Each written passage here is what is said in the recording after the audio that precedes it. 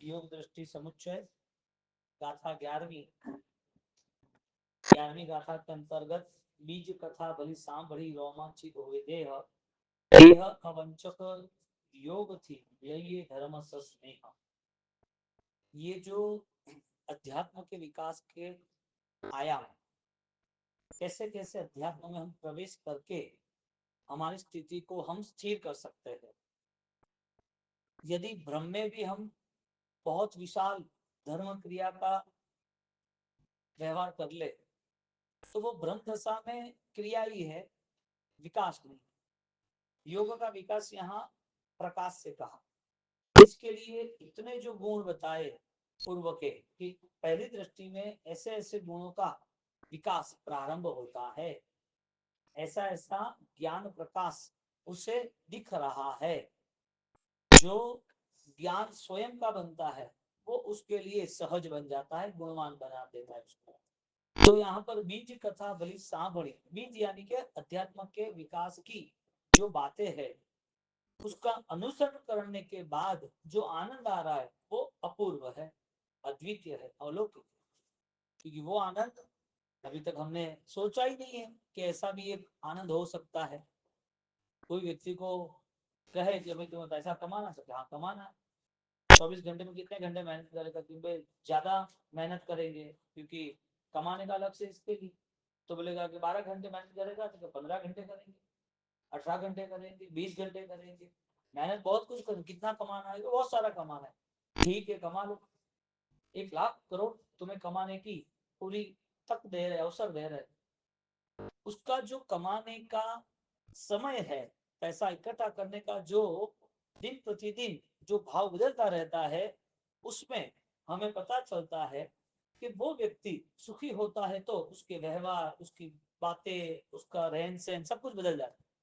एक नॉर्मल व्यक्ति साधन संपन्न होता है तो उसका पूरा सामाजिक व्यवहार बदल जाता है, वो आपने देखा है। तो एक पुद्गल आधारित परिवर्तन हो सकता है तो अध्यात्म आधारित क्यों नहीं हो सकता। जिसके पास धन है, जो धन नहीं था, उस दो अवस्था में अंतर तो था ना। जिसके पास धर्म क्रिया है, जिसके पास धर्म भाव है, उसमें अंतर है कि नहीं है। हम क्या अंतर देख रहे हैं, धर्म नहीं कर रहा था, अभी कर रहा है, वो अच्छी है। नहीं कर रहा था तो उस समय पुण्य कर्म नहीं था, कर रहा है तो पुण्य कर्म। धर्म क्रिया नहीं थी, पाप कर्म है, दुख यानी पाप कर रहा है तो दुख कर्म है, और पाप यदि वो नहीं कर रहा है तो पुण्य कर्म है। तो उसमें अध्यात्म का विकास कहाँ आया, अध्यात्म का विकास तो आया ही नहीं ना। तो अध्यात्म के विकास के तौर पर यहाँ पर 11वीं गाथा में कह रहे, बीज कथा भली सांभળી रोमांचित हुए दे आनंद अपरंपार हो जाता है। अब जिनको श्रद्धा का स्तर पता है ना, वो कभी भी इस संसार की स्थिति में बेवकूफ नहीं बनता। संसार के सारे उद्गल के व्यवहारों में, पाप और राशि के व्यवहारों में वो जुटने का मन नहीं करता, उसे इच्छा नहीं होती। बहुत इमरजेंसी होती है तब शायद उसे करना भी पड़ता है, तो सोचता है जल्दी बाहर नहीं। क्योंकि संसार को आग की उपमा, पाप यानी आग, पाप फल दे सकता है तो वो क्या फल दे सकता है। आग का फल तो हमें पता है कि जला देता है, राख बना देता है। तो यदि आग का भी फल है, सांप काट ले तो सांप का भी फल है, पाप का फल नहीं कोई। पाप का फल भी है, एक मौत, किसी को मार डाला है और वो मौत का इल्जाम एक गुनहगार पर आता है तो उसकी सजा है। उसकी सजा 10 साल, 15 साल, जन्म टिप या आजीवन, कोई भी हो गवर्नमेंट लेवल पर। जिसने 50 मौत की है उसकी सजा कहाँ पर, उसको भी सेम। जिसने 100 लोगों को मार डाला उसको भी सेम सजा नहीं, उसकी सजा के लिए दूसरा स्थान है जिसका नाम है नरक। इसका मतलब सजा गवर्नमेंट की यदि बदल सकती है, कर्मों की सजा तुम बदल सकते हो, बाकी नहीं बदल सकते तो नहीं बदलाएगा। तो एक जो किया हुआ जो काम है, किया हुआ जो कर्म है, चाहे पुण्य का हो चाहे पाप, उसका भी फल मिलता है। पुण्य और पाप का फल मिलता है, पुण्य पाप कर्म का फल मिलता है। ज्ञानी कहते हैं कि उस फल में अनंत काल चला गया, दुख सहन करते करते हमने पूरी नरक पूरी कर दी। दुख सहन किया, नरक में पूरी हो गई, सुख भी मनाते मनाते सुख में भी आनंद पाते पाते सारे पुद्गल को सुख के पीछे हमारा 33 सागरों जितना समय यानी कि अनेक भाव व्यतीत हो जाए, इतना समय चला। इंसान के हजारों लाखों भाव चले जाए, उससे भी ज्यादा एक ही भाव देवलोक का, उसमें सारे सुख हम छोड़ के आए। तो जो श्रद्धा है वो किस लेवल पर है, धर्म का बोध जो है वो किस शिखर पर हमें ले जाता है। यदि हम सिर्फ धर्म की भावनाओं से और क्रियाओं से जुड़े हैं तो धर्म की भावना और क्रिया वो सम्यक दर्शन की भूमिका नहीं बनी, भावना सिर्फ करने के लिए है। तो रोमांचित हुए दे यानी कि आंतरिक भावना है, इसके लिए इतना आनंद आ रहा, अंतर मन परिवर्तन को इसके लिए आनंद आता है। तो 11वीं गाथा में कहा बीज कथा भली सांभળી रोमांचित हो दे देह अवंचक योग थी लइए धर्म सस्नेह। धर्म का प्राण क्या है, धर्म सस्नेह। ऑक्सीजन होगा तो समझ लेना कि ऑक्सीजन की आवश्यकता जिंदा रहने के लिए, तो वो ऑक्सीजन उसे क्यों लेना पड़ा, उसको ऑक्सीजन मेंटेन नहीं हो रहा है, ब्रीथिंग मेंटेन नहीं हो रही, तो वो ऑक्सीजन लेवल पर वो जिंदा रह सकता है। धर्म का प्राण क्या है, धर्म जिंदा कैसे रह सकता है।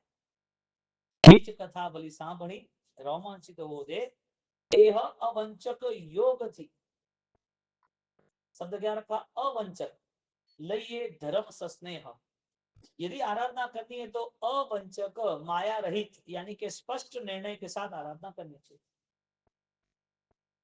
माया का तो पता ही है किसे माया कहते हैं, जो चीज है लेकिन उसे अलग तरीके से अलग ढंग से उसको प्रिपेयर करनी, उसको रजुआत कर, वो माया है। एक व्यक्ति वो विटनेस बनता है, उसको विटनेस बनाते हैं गुना गुना के प्रूफ के कारण, तो उस अपराध के सबूत के कारण उसको बनाया विटनेस। उसको पूछा गया कि भाई वो वहां गलत काम कर रहा, उसको मार डाला, उसका खून किया, तुम वहीं थे ना, तुम वहीं थे ना। अरे भाई मैं उस रूम में ही था, लेकिन लाइट का प्रकाश अचानक इतना जोरदार आया, मैं ऊपर देखते रहा, मुझे पता नहीं चला, मेरे आंखों में अंधेरा आ गया, मुझे पता ही नहीं किसने किसको मारा। 4 लोग थे, किसने किसको मारा मुझे कुछ भी पता नहीं। ये क्या किया, इसे एक एग्जाम्पल स्तर पे देते माया। उसे पता था फिर भी उसने बचने के लिए क्या बताया कि जो रोशनी इतनी ज्यादा आई, मैं जहाँ खड़ा था वहां पर गाड़ी का लाइटिंग का इतना प्रकाश था, मेरी आंखों में आया, और जब मैं आंखें बंद की और खोली तो मुझे सब अंधेरा दिख रहा था। ये सही है क्या गलत है। माया किसे कहते हैं, जहां तुम्हें जो कुछ करना है लेकिन उस चीज के पीछे तुम्हें फंसना नहीं है, इसके लिए दूसरे के नाम से या दूसरी घटनाओं को आगे कर देना। माया क्या कहती है, जो मन में है उससे अलग तरीके से कुछ नया अनुसरण करना। माया किसे कहते हैं, कोई पूछे कि भाई तुम तो रोज ऑलरेडी तुम्हारा जीवन तो बहुत बढ़िया है, तुम तो अच्छे कार्य करते हो जीवन में, तो यहाँ कैसे ये सब कुछ हो गया, तुम्हारी लाइफ में ये गलत कार्य कैसे हो गया। अब उसकी खुद की सम्मति थी, लेकिन लोग नहीं नहीं ऐसा कुछ नहीं था, जो बेटे लोग थे वो घुमाने लेके आ गए, वो बेटे का मन था इसके लिए सब कुछ कर दिया, करना तो कुछ कोई था, लेकिन नाम कहाँ लाया, बेटे का लाया। इसके लिए शरीर को जो पसंद है, इसके लिए शरीर के कारण हम उसको आगे कर रहे थे। नहीं नहीं नहीं कि तपस्या तो होती है, लेकिन डॉक्टर ने मना कर दिया था कि भाई ऐसा है वैसा, इसके लिए डॉक्टर बोलता है मौत आ जाएगी तेरे 4 दिन तुझे बचना है, तो कर देगा तू। माया अलग अलग रूपों के साथ अपना काम करती है, माया अलग अलग रूपों के साथ। अब सत्तर जी आज की यात्रा करो, एक दिन कर दी, दूसरे दिन पर चला कि नहीं नहीं मेरे बहुत पैर दुख रहा है, तो बाजार में घूमने क्यों जा रहा है, पैर दुख रहे तो बाजार में जाना चाहिए, अब बाजार में चला जाता है यात्रा करने की। दूसरी माया इस तरीके से शरीर के दर्द को आगे ला देता है, स्वार्थ के कारण परिवार को आगे ला देता है, घटनाओं को आगे ला देता है, लेकिन खुद को फंसना नहीं है। यहाँ पर कह रहे हैं कि माया से किया हुआ कोई भी आचरण, माया क्या है, आंतरिक अंधकार, अंदर का मिथ्यात्व है, उस अंधकार के साथ जो किया हुआ कोई धर्म होगा तो धर्म का प्राण, धर्म का स्नेह नहीं। यह अवंचक योग थी, कौन सा शब्द रखा, यह अवंचक, अवंचक यानी कि माया रहे, वंचक यानी कि माया, दंभ, प्रपंच, चीटिंग, गेम। अब ज्यादातर आप देखो ये सारी घटना क्यों घट रही है? इस माया का प्रभाव आप देख लो, हर जगह पर कहीं ना कहीं माया ने अपना रंग दिखा दिया है। इसके लिए माया गुप्त है। क्रोध है ना वो बाहर, क्रोध है वो दिखता है, आवेश है वो दिखता है, बदला लेने की जो तैयारी है जिसमें युद्ध है वो दिखता है, लेकिन माया नहीं दिखती, चालबाज है। महाभारत का युद्ध है अश्वत्थामा हणायो। अश्वत्थामा दो नाम के कैरेक्टर थे, एक हाथी था एक राजा था, यानी कि उसका पुत्र था। तो उसको उसको मोरल खत्म करने के लिए चालबाजी की, और गीता के अंदर उसने बात कर दी कि अश्वत्थामा मर गया है, ऐसा हुआ। उसका पूरा माइंड ऑलरेडी अलग दिशा में चला गया। माया क्या कराती है? अपने को सेफ कराती है, और वो अपनत्व जो है वो सारा संसार है, वो अध्यात्म नहीं। क्या कहा? लइये धर्म सस्नेह, धर्म का स्नेह, धर्म का राग, धर्म का भाव वो प्रकट होना है, तो प्रकट का कदम है माया रहित अनुष्ठान होना चाहिए। यह अवंचक योग, योग बताया लेकिन माया वाला नहीं बताया, माया रहित बताया। रेगुलर सामयिक करना है, आधा घंटा 1 घंटा ध्यान करना है, पढ़ाई करना है। नहीं आता है तो क्यों नहीं आता? अनुकूलता ने जितना बोलना था इसकी जगह पर उसके पास बहुत सारे कारण, बहाना, ऐसे ऐसे रीजन बताते थे कि सामने वाले को अच्छा लगता है। तो ये जो माया का जो मूल है, जो रूट है, रूट पेड़ बाहर दिखता अलग है, लेकिन उसके रूट जो है उससे डबल अंदर डीप में और स्प्रेड बहुत दूर रहता है। क्यों? क्योंकि उसको खड़ा रहना है। पेड़ खड़ा कब तक है? उसके मूल बहुत अंदर तक विस्तरण है इसके लिए। वो पेड़ गिर क्यों गया? क्योंकि उसने वो झेला नहीं तूफान, और वो मूल हिल गया तो गिर गया। माया मजबूत है ना, इसके लिए पूरा पेड़ मजबूत है। माया मजबूत है इसके लिए बाहर सारे व्यवहार, कैसे क्या बोलना, किसके साथ क्या बोलना, सब सिस्टम हमारे पास है। हम सब अच्छी तरह हर फॉर्मूला को लाइन अप कर सकते हैं। तो धर्मों में ये फॉर्मूला नहीं रखना है, और जिसने आत्मधर्म की फॉर्मूला समझ ली है वो संसार में भी ये भाव है, मेरा नहीं है, मुझे नहीं चाहिए, मुझे क्या काम, मुझे नहीं चाहिए। लेकिन माया, हाँ ये ऐसा था, ये तो मैंने आगे देखा था, मेरा भी ऐसा कुछ था, कुछ भी नहीं था, लेकिन किसी ने पूछा कि भाई ये पर्स तेरा है, तो मेरा तो नहीं था लेकिन मेरा भी ऐसा ही था। मैं पूछ लेता हूँ, चेक कर लेता हूँ, मैं लेके निकला कि नहीं निकला, मेरा गिर गया कि नहीं गया, पता नहीं है क्या। पता तो क्या है, तुझे पता नहीं तेरा पर्स में क्या है। माया कैसा रंग लेके आती है? संसार की ऐसी गलत भावनाओं से वो आग में हर बार पनपता रहता है। आग का, आग में रहा हुआ व्यक्ति वो बाहर निकलने का सोचता है, लेकिन जो कमजोर है वो बाहर नहीं निकल सकता, इसके लिए वहीं जलते खाक होगा। जो पता ही नहीं चलता कि 10th फ्लोर है, आग लगी है, क्या करे, कहां से जाए, दरवाजे खिड़कियां बंद है, कहां जाए, वो इतना शौक हो जाता है कोई डिसीजन ही नहीं ले सकता। संसार में माया से इतना वो भर गया है, उसे धर्म क्रिया तक ही उसका मन है, धर्म का स्नेह कैसा होना चाहिए वो मन नहीं है। इसके लिए जितने मूल अंदर है, इतना वो बाहर का पेड़ मजबूत रहेगा। जितनी माया छिपी हुई है, इतना बाहर का व्यवहार लोगों के साथ, लोगों को राजी करने का, लोगों से कोई गुनाह ना हो जाए हमसे, इसके लिए लोगों से बचने का रहे। तो धर्म स्नेह शब्द से कहा, स्नेह पूर्वक आराधना करनी चाहिए, और वो स्नेह आत्मा का होता है, तो वो आत्मा के लिए माया से नहीं जोड़ता है। अवंचक योग, बीज कथावली सावरी, रोमांचित हुए दे, यह वंचक योग श्री, लहिए धर्म स्नेह। माया नहीं होगी तो प्रायश्चित सफल होगा, माया नहीं होगी तो परमात्मा के साथ भक्ति का मिलन का भाव होगा, माया नहीं होगी तो क्रिया भी सही होगी। क्रिया में भी माया, कोई बैठे बैठे क्रिया हो गई, हकीकत में उसको खेद है, उसको अच्छा नहीं लग रहा है, उसको लग रहा है कि अभी तो हो जाएगा, चलेगा, बैठे बैठे क्रिया की, मुझे कभी खड़ा हो जाए कि नहीं नहीं मुझे थोड़ा अनुकूलता नहीं, कुछ अनुकूल, सब पर अनुकूलता ही है। और बैठे बैठे क्रिया करने पास में सांप आ जाए तो कैसा दौड़। ये सब मानसिकता के स्तर पर निर्णय करना है। यहाँ निर्णय को परमात्मा खुद आएगा तो भी नहीं करेंगे, और यहाँ पर सदगुरु आएंगे तो भी नहीं करेंगे। ज्ञान दशा स्वयं की पल्लवित होनी है, विकसित होनी है, उसके लिए कोई ऐसा निर्णय लेना चाहिए जिसमें हम स्पष्ट बन जाए, निर्णायक बन जाए कि ये बेस फाइनल है। अब आगे, सदगुरु और योग वंदन क्रिया, तेसी फल होए जेओ रे, योग क्रिया फल भेद थी त्रिविध अवंचक एहो रे। दोनों बार अवंचक की बात थी, दोनों टाइप।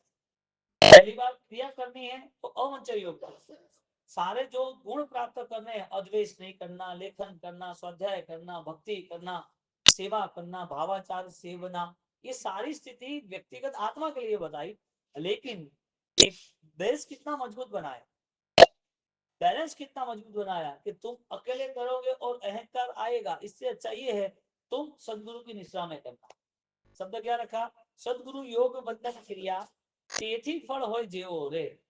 निषेध नहीं किया देव गुरु का, कहीं पर एकांतिक खुद ने मान लिया और स्वतंत्रता से आराधना कर ली, ये बात नहीं कही।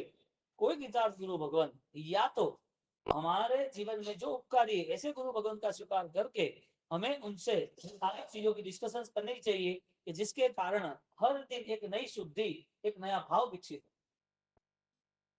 अब गुरु स्वीकार नहीं हुए तो धर्म कैसा हो रहा है, क्या हो रहा है, पता कैसे चलेगा, डिस्कशन किससे होगी? क्योंकि जितने भी आपको समाधान चाहिए उस एक प्रश्न के अलग अलग 5 7 10 समाधान होंगे, तो कैसे निर्णय ले पाओगे? और दूसरी बात, समाधान आत्म स्तर पे होगा तो आनंददायक बनेगा, सुखदायक बनेगा, शाश्वत बनेगा। समाधान स्वार्थदायक होगा, हाँ, गुरु का भाव रहता है कि उसकी आत्मा बलवान हो, शिष्य का, साधक का भाव रहता है कि सदगुरु की सेवा विशिष्ट करो।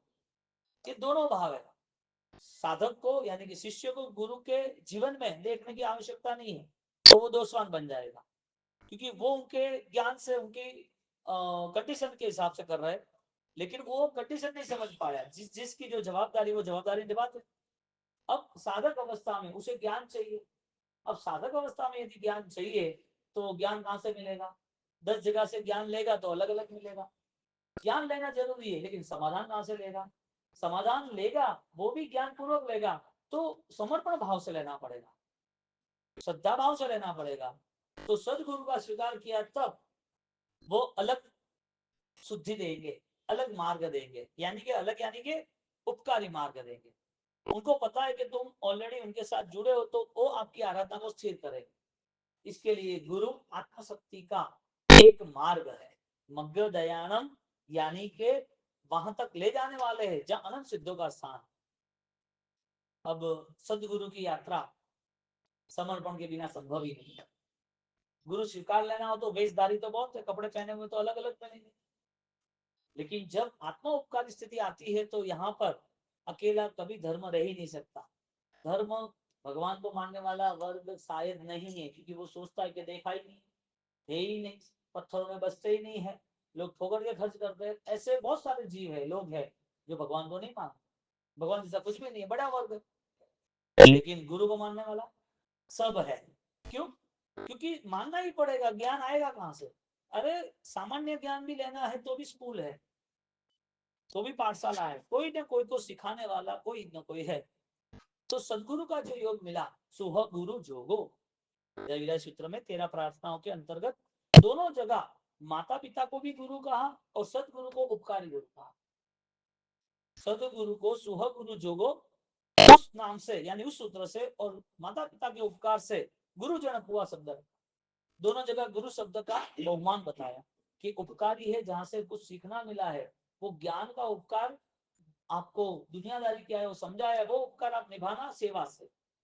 और सुह गुरु जो सदगुरु का योग मिला, जहां आत्मा शक्ति का विकास प्रकाश से होता है, योग का विकास हो रहा है, ऐसा भाव स्वीकार करना, यानी सेवा में कमी रखना नहीं, और आत्म प्रकाश में समर्पण करके माया दंभ के दोष खत्म करके वो रिजल्ट तक आ जाए। अब इधर क्रिया है, इधर सदगुरु भी है, इधर धर्म भी है, सब कुछ है। अब योग अवंचक वो शब्द मिल रहा है, शब्द का भावार्थ मिल रहा है। माया रहित, दोष रहित अनुष्ठान हो रहे हैं, अनुष्ठान के बाद भी दोष न लगे ऐसी जागृति हो रही है। चिन्नई असुहम कम्मम, सामयिक के टाइम पर सारे कर्मों का छेदन होता है कि सामयिक के बाद भी होता है। सेंस ये होनी चाहिए कि मुझे हर पल जागृति में रहे। इसके लिए सदगुरु योग बंधन क्रिया तेथी फल और जेव रे, उसका जो फल मिल रहा है, योग क्रिया फल भेद थी। जो योग है जो मन वचन काया से हम क्रिया कर रहे हैं, उस क्रिया में हर किसी का प्रकाश अलग है, हर किसी का ज्ञान अलग है। आज मैं आपसे कुछ जो बात कर रहा हूँ, उस बात को आप ग्रहण कुछ अलग हिसाब से कर रहे हो। आज मैं जो बात कर रहा हूँ वो मैं कल करूंगा, या आगे मैं कभी भी ये पता करूंगा तो मैं कुछ अलग करूंगा, अलग बताऊंगा।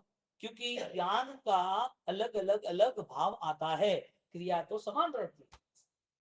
करे मनते एक साथ उजराना समान ही है ना, खमासना देना समान ही है ना, यानी क्रिया योग समान बन जाता है, लेकिन क्रिया का फल जो है उसका निर्माण कुछ अलग है, क्रिया फल अलग बन जाता है। योग क्रिया फल भेद शब्द क्या रखा, योग क्रिया, उसका जो फल है वो अलग बनता है। योग क्रिया समान बन जाती है, फल अलग बन जाता है। योग क्रिया आई कहां से, मन वचन काया से। योग क्रिया का मार्ग बताने वाले कौन है, सदगुरु है। सदगुरु ने जो मार्ग बताया है उस पर चलने वाला कौन है, वो तो व्यक्तिगत साधक है। तो साधना का जो समय है, वो साधना का समय अंतर्मन से जुड़ा है। साधना का समय अंतःकरण से जुड़ा है कि तुम्हारी परिस्थिति वो कौन तय करता है। सदगुरु तो हर बार आपको समाधान देगा, यानी कि मार्ग देंगे। अब वहां जो प्रैक्टिस हो रही है, वहां जो चिंतन और मंथन हो रहा है, उसका फल अलग बन जाता है।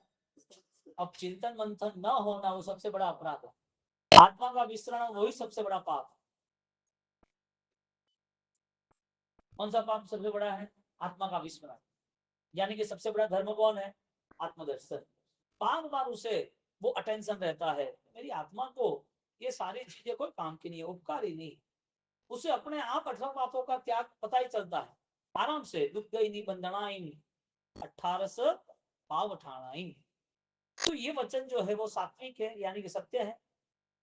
तो 18 पापों से मुक्त कौन होता है, देह होता है कि आत्मा होती है। मिथ्यात्व से मुक्त कौन होता है, देह होता है कि आत्मा होती है। सम्यक दर्शन से जुड़ता कौन है, देह की आत्मा। आत्मा जुड़ती है तो आत्मा को अवंचक माया रहित बनाना जरूरी है। तेरहवीं गाथा, चाहे चकोरते चंदने मधुकर मालती भोगी रे, तिम भवी सहज गुण होए उत्तम निमित संयोगी रे, वीर जिनेश्वर देसना साबण जो चित आनी रे।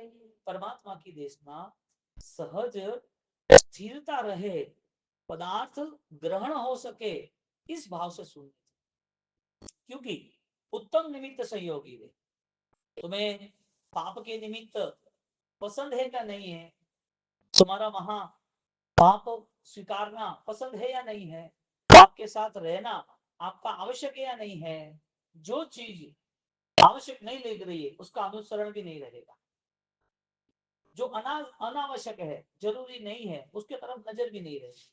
सीधा सिंपल रूल्स है। घर में 5 लोग आए तो क्या खाना बनाना, और 20 लोग का क्या खाना बनाना। घर में नॉर्मल क्या खाना बनाना, गेस्ट आए तो क्या खाना बनाना, ये सब थिंकिंग लेवल पर है ना, ये तो नॉर्मल है ना। ज्ञानी कहते हैं कि यदि तुम्हें पुण्य करना है पाप करना है, चलो वो कर्म की बात रही, वो भूल जाओ। मन जो है उसे कौन से सहयोग पसंद है, यहाँ पर उत्तम निमित्त सहयोगी रे। क्यों, क्योंकि आपके अंदर सबसे पहले तो प्रारंभिक अवस्था में, सामान्य अवस्था में ऐसा कोई विशेष ज्ञान नहीं है, लेकिन ज्ञान प्राप्त हो ऐसा कोई निमित्त मिल गया, मंदिर है, उपासना है, वाचना है, भक्ति है, तप है, ज्ञान है, सब कुछ ऐसा जो निमित्त मिल गया है वो अच्छा। तो पहले निमित्त मिला, उस निमित्त को समझने के लिए हमारे पास वो ज्ञान का कहीं ना कहीं व्यवहार होने लगा, निमित्त को समझने के लिए हमारा मन तैयार हो गया। अब अच्छा निमित्त है, इसके लिए बार बार उसका फॉलोइंग, बार बार अगेन ट्राई अगेन ट्राई। मंदिर भी नहीं छूटेगा और भक्ति भी नहीं छूटेगी, तप भी नहीं छूटेगा, त्याग भी नहीं छूटेगा, ध्यान भी नहीं छूटेगा। क्यों, क्योंकि आपको इतना पता कर दिया कि बहुत बेस्ट है। आपको पता चल गया कि ये हमारे लिए अनुकूल है, आनंद है। क्यों, 5:30 से यानी कि 4:45 5:30 से तुम ट्राई करते हो घर में जाना, तैयार होना, सारी चीजें कर, और यहाँ 6:30 आने के लिए तैयार हो जाते हो। तो इतना जल्दी क्यों करते हो, क्या काम है, सुबह का व्याख्यान तो है ही 9:30। लेकिन नहीं, यहाँ तुम्हें कुछ न कुछ आनंददायक अवसर दिख रहा है, तो उत्तम निमित्त का सेवन किया ना। ज्ञान पाने के लिए आपका मन तैयार हुआ ना, तो आपका जो निर्णय बन रहा है, ये यदि कल कोई अनुष्ठान रहा और सुबह उसके जल्दी भी 5:30 भी वांच रहा होगी, तुम अटेंड करो, तुम रात से ट्राई करोगे, गेस्ट आए लेकिन वो अभी बैठे हैं, अभी कुछ कह तो नहीं सकते, 11 बज गए 12 बज गए, तो मन क्या रहेगा कि जल्दी सो के जल्दी उठना है, जल्दी से वासना में जाना है। निमित्त पसंद क्यों आया? क्योंकि उसमें आपका ज्ञान जुड़ गया। प्रथम निमित्त में कोई लेके गया था, प्रथम सामान्य अवस्था थी, कमजोर अवस्था थी, शारीरिक भी और मानसिक भी। तो वो निमित्त का आसेवन बड़ी लोगों ने, माता पिता ने, किसी भी कोई उपकारी ने हमारे साथ वो व्यवहार किया, मंदिर लेके गए, उपास लेके आए, कुछ समझाया बताया, सब तरह से उनको तैयार किया। और उस निमित्त के साथ जब तुम्हारा मन राजी होता है तो उस निमित्त का आसेवन करना, उत्तम निमित्त के साथ रहने का मन रहना, यानी कि ज्ञान ने अब अपना पुरुषार्थ चालू कर, ज्ञान को दिशा मिल गई है, इसके लिए आत्मा का अनुसरण भी उस दिशा में रहेगा। तो तुम्हारा जो कर्तव्य जो तुम कर रहे हो, जो कोई व्यक्ति भी कुछ कर रहा है, कि उसके पीछे ज्ञान है, उसके पीछे ज्ञान है। क्योंकि अंधा आदमी है, वो बोल कैसे सका? देख तो सका ही नहीं है, पढ़ तो सका ही नहीं है, तो बोल कैसे सका? तो आंख बिना भी कोई ज्ञान हो सकता है, हो सकता है। लेकिन अवस्था में भी ज्ञान है, आत्मा है इसके लिए ज्ञान है, क्योंकि आत्मा का पूरक गुण है, आत्मा का मेन मटेरियल्स ज्ञान है। आत्मा शाश्वत है, लेकिन उसके साथ जुड़ा हुआ आत्मा का ज्ञान है। अब आप बोलोगे शक्कर मिठास के बिना रहनी चाहिए, जो शक्कर है उसमें मिठास के बिना होनी चाहिए, या तो शक्कर कहती है कि मिठास कहाँ है, आत्मा कहता है ज्ञान कहाँ है। या तो ज्ञान अकेला आत्मा के बिना रहा हो तो बताओ, नहीं रह सकता ना। तो आंख नहीं है फिर भी ज्ञान का व्यवहार होता है, और आंख है तो वो सोचता है कि कैसे व्यवहार करूं ज्ञान का। नुकसान किसको है? अवंचक की जगह पर वंचक वाले को, माया वाले। तो आंख का काम देखने का नहीं था, आंख का काम निर्णय करने का नहीं था। आंख मिली है इसके लिए देख सकते हो, लेकिन आंख के पीछे एक बड़ी शक्ति छिपी है जिसे ज्ञान शक्ति। ज्ञान शक्ति है, इसके लिए सोते हुए भी ज्ञान जागरूक। आंख है, सो गए हो फिर भी उस विचार आता है, सुबह जल्दी 3 बजे की फ्लाइट है, जल्दी तैयार होना पड़ेगा, बहुत स्पीड करनी पड़ेगी। नींद तो आती नहीं। घर में शादी ब्याह के फंक्शन है, महीने भर की तैयारी की, और फिर लास्ट 5 दिन है, अब हर बार सुबह आना, ये करना वो करना, 5 दिन के जो फंक्शन है, तो वापिस नींद तो आती नहीं है। तो तुम सोए हुए हो, तुम्हारा शरीर सोया हुआ है, आंखें बंद है, जग कौन रहा है? यानी कि थॉट्स प्रोसेस चालू है। हाँ, तो यहाँ पर आंखों के बिना भी कोई विचार स्तर है या नहीं है? आंख ही निर्णय ले सकता है कि आंखों के बिना ज्ञान भी निर्णय ले सकता है? हाँ, आंख के बिना भी कुछ मैटर्स क्लियर होती है ना। आंखें बंद होती है फिर भी होती है ना, कई बार आप आंखें बंद करते हो, सोते नहीं हो, लेकिन ध्यान किसका होता है? बंद आंखों से महामंत्र गिनते हैं, प्रभु को स्मरण करते हैं, तो याद नहीं रहता है? रहता है ना। आंख ने देखने का काम किया तो आंख ने गुण भी देखे और दोष भी देखे। लेकिन आंख नहीं है तो भी उस व्यक्ति की बातें तुम सुनते हो, तो भी तुम्हें पता चलता है कि ये कौन है। तो हर पर्टिकुलर कोई ना कोई गुण ऐसा है जो अपने आप में शक्ति कर रहा है, यानी कि शक्ति का उपयोग हो रहा है। ज्ञान का जो सामर्थ्य है वो आत्मा के साथ जुड़ा है। अब जो ज्ञान दशा है वो प्रारंभिक अवस्था में सामान्य ज्ञान से जुड़ता है। ज्ञान दशा का व्यवहार शरीर से होता है, क्रिया से होता है, सामान्य निमित्तों से होता है। लेकिन जब वो ज्ञान की मात्रा बढ़ती जा रही है, केवल ज्ञान की यात्रा में उसका मन होता है, तो उत्तम निमित्त सहयोगी रहे, वो श्रेष्ठ निमित्त का आलम्बन लेता है। ये निमित्त है साधना करना को। अभी मोक्ष कहाँ हुआ? साधु बन गए तो मोक्ष हो गया? लेकिन नहीं। लेकिन ये पता है कि भाई मार्ग धर्म का ये है, निष्पृहता का मार्ग ये है, बंधन अवस्था से मुक्त होना है तो ये मार्ग में चलना पड़ेगा। उत्तम निमित्त का बार बार आसेवन उत्तम निमित्त को बार बार अनुसरण में ले जाता है। इसका मतलब ये हुआ कि जितना उत्तम निमित्त में रहेगा इसका ज्ञान बढ़ता जाएगा, ज्ञान बढ़ाता जाएगा। उत्तम निमित्त के साथ दूसरा रिजल्ट मिला, जो नेगेटिव है उससे दूर होगा। तुम्हारे पास दो रास्ते, वो बोलते कि घूमने जाना है और तुम बोलते हो मुझे तीर्थ यात्रा। किसने तय किया? तय किसने किया? ज्ञान ने किया ना। ज्ञान को पता था, यानी कि उससे पता था कि ये अनुसरण ही उपकारी है। तो जहां पर चाहे चकोर थे चंदन है, एक चांदनी रात होती है, उसमें चांदनी रात में एटमोस्फियर में बहुत सारे चेंजेस दिखते हैं, तो पक्षी को बहुत आनंद आता है। यहाँ चंद्र चकोर, ऐसा चकोर नाम के पक्षी की यहाँ उपमा दी है कि चांदनी रात होती है तो उसे बहुत आनंद आता है। मोती होता है, हंस जो है, उसे पता है कि मुझे मोती का चारा यानी कि मोती लेना है। उसे पता है कि स्वाति नक्षत्र का पानी आएगा तो ही मैं मेरी प्यास बुझा पाऊंगा। तो हंस जो है वो इंतजार करता है और आनंदित होता है जब वो समय पूरा होता है। यहाँ पर निमित्त उत्तम होते हैं तो वो आनंदित होता है क्योंकि उसके ज्ञान ने उसको फोर्स किया कि तुझे ये करना है, तू यही करेगा।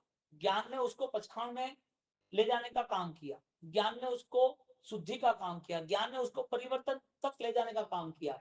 तो ये उत्तम निमित्त ज्ञान का और ज्ञान दशा का, ज्ञान मार्ग का, सूत्र का, वाचना का, आगम शास्त्रों का, पढ़ाई का, वो निमित्त बन गए। और वही निमित्त यदि प्रॉपर मूल से स्वीकारा होता तो वो भाव यानी कि ज्ञान दशा गुण बन गए। तो चंद्र जो है उसको देख के खुश होने वाले पक्षी को चकोर, वो आनंदित होता है। मधुकर मालती भोगी रे, एक पुष्प है, उसके आसपास मधुकर यानी कि भंवरा, वो भंवरा वहां पर आ जाता है उसके मधु बिंदु को यानी कि उसके रस को लेने के लिए। तो जहां पर जो चीज का एक अजितनाथ भगवान के स्तवन में श्रद्धा भाषण रमणता, श्रद्धा भाषण रमणता, जो श्रद्धा है उस हिसाब से उसका अनुसरण रहेगा। किसको बोला? भमरे ने कि तू वहां जा, ये फूल है। एक बच्चा है उसको खिलौना दे दो, वहां दूर बैठा है, आएगा नहीं आएगा? एक बच्चा स्कूल से आ गया, मम्मी घर पे नहीं है, घर पे छोटे भाई थे, बहन थी, बोले मम्मी कहाँ है, खाना बनाया नहीं बनाया, क्या करेगा? सीधा आसपास डब्बे में नाश्ता है कि नहीं है, क्या खाना पीना, सीधा चेकिंग शुरू। क्यों? जो मन होता है उसका अनुसरण होता है, श्रद्धा भाषण रमण होता है। तो जब योग क्रिया फलीभूत करनी है तो उसकी रमणता होती है, इसके लिए उत्तम संयोग का आधार लेता है। तिम तिम भविष्य सहज गुण होए, तीसरा पद क्या रखा? तिम तिम, वो सहज अपने आप से यो यूज्ड टू हो गया कि मुझे ये करना है। यहाँ वांचना इसके लिए तुम आए ऐसा नहीं है, तुम्हें ज्ञान में रस ही है, वांचना नहीं होगी तो भी घर पे आप ऑलरेडी स्वाध्याय में स्थिर रहो, आपको आनंद आएगा कि मुझे स्टडी तो करना ही है, मेरा इस समय बर्बाद नहीं होना चाहिए। क्यों? तिम तिम भी सहज गुण होए रे, अब गुण नेचुरल डेवलप हो रहे, सहज गुण हो रहे हैं। अब तुमने कोई डॉक्टर को देखा को घर पे घूमता, बीमार होगा तो वहां जाएगा, डॉक्टर को घूमने की जरूरत नहीं है।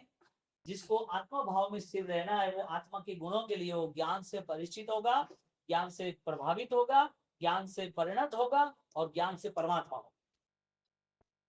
उसे कहना थोड़ी पड़ता है, बीमार हो कहना पड़ता है कि डॉक्टर के पास जाना। अच्छा, डॉक्टर को एडवाइस करनी पड़ती है, कभी देखी? होती ही नहीं है। दुनिया भर में स्पेशलिस्ट लोग खोज के आते हैं, स्पेशल तुम सबको बोला कि तुमको आना वांचना। यहाँ ज्ञान का जो आकर्षण है, ज्ञान के प्रति जो श्रद्धा है, जो आत्मधर्म की शक्ति को विकास करने के लिए जो मनोबल तैयार करना है, ये तुम्हें खींच के लेके आता। तो ज्ञान का जो भाव है, ज्ञान की उपासना है, वो बंद नहीं होगी। बंद होती है तो समझ लेना कि अभी तक उसको पहचाना नहीं, श्वास को नहीं पहचाना, इसके लिए तो मिस यूज कर दिया पूरा आयुष्य का। आयुष्य ही खत्म हुआ ना, देह बॉडी तो पड़ी रही थी, उस बॉडी को नया ऑक्सीजन डाल दिया कि भाई ऑक्सीजन वेंटिलेटर पर रखो, शायद वो बाहर आ जाए, बीमारी से रिकवरी हो जाए। ऑक्सीजन की आवश्यकता रही कि नहीं रही? लेकिन समझ नहीं पाया। तो ज्ञान की आवश्यकता रही कि नहीं? ज्यादा से ज्यादा जीवन के 24 घंटे, यानी कि जीवन में जितना भी अवसर मिला है, जितना फ्री हो सके इतना फ्री हो जाओ। 60 70 80 साल तक कोई पैसा कमाना ही नहीं है, जिंदगी भर ये सारी जवाबदारी निभानी ही नहीं, और कमाना है तुम्हें लगे तो तय करो कि मेरे 1 लाख रुपया मेरा खर्चा है, 12 लाख से ऊपर जितना भी कमाएंगे शासन को दे दें, निर्मम करो, मोह छोड़ दो। नहीं, क्या करना है? कितना चाहिए? 1 लाख करोड़ चाहिए? नहीं चाहिए तो चाहिए तो इतना ही करो ना। कमाना है तो कम क्यों कमाना? तुम्हें चाहिए ना तो कमाओ ना।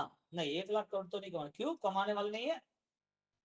कमाने वाले है कि नहीं है? तुम्हारे सामने है ना बड़ी कंपनियां, हजारों, कम नहीं हजारों लोगों को जॉब दे रहे हैं ना, काम कर रहे हैं ना, तो कमा नहीं रहे।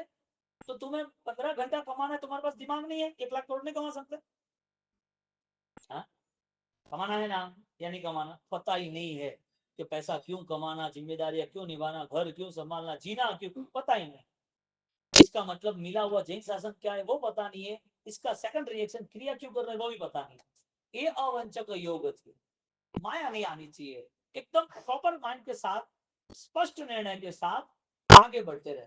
जिंदगी भर ये जवाबदारी नहीं निभानी, तुम्हारी आगे की विचार पीढ़ी दादा परदादा सब चले गए, कोई अता पता है ही नहीं कौन कहाँ।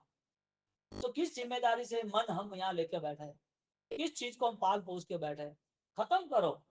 कब तक ये सारी चीजें चलती रहेगी।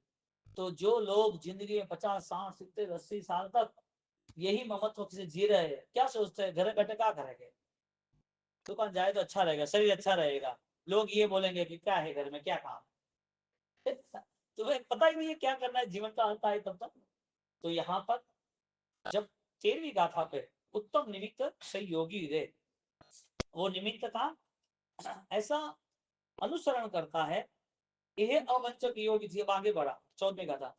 यह अवंचक योग ते प्रकटे चरमावर तेरे, साधु ने से दशा समूह बीच चित्त प्रवर्ते रे, वीर जिनेश्वर देशना सांभळ जो चित्त आहानी रे।